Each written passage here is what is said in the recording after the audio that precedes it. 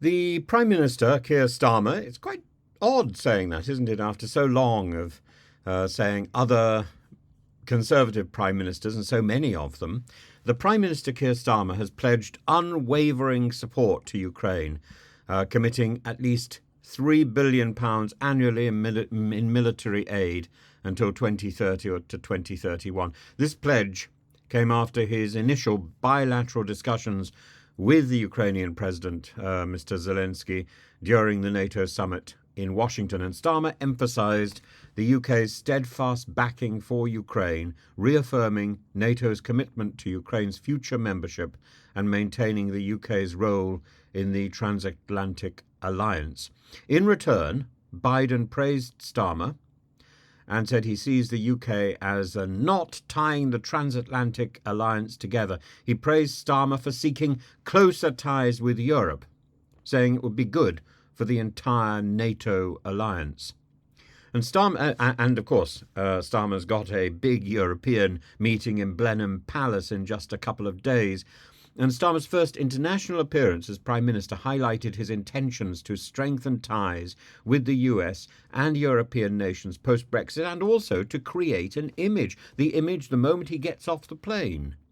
He says his message to the world from the UK is, we're back after years of squabbling over the Brexit divorce and internal Conservative Party politics. His agendum is about increasing UK defence spending to 2.5% of GDP and rebuilding relations with the EU.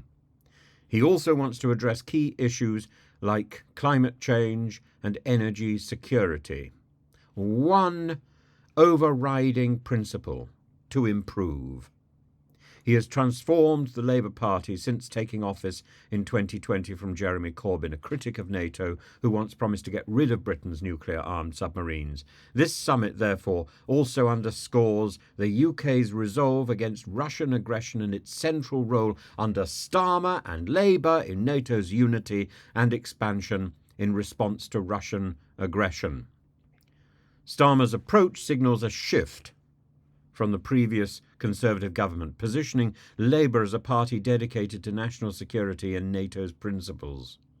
This stance aims to counter historical criticisms of Labour's security policies and establish Starmer as a credible international statesman. He told Zelenskyy there is no reduction in our support, according to a video posted on Starmer's Twitter account, and Zelenskyy has responded saying he is very thankful for your words and steps.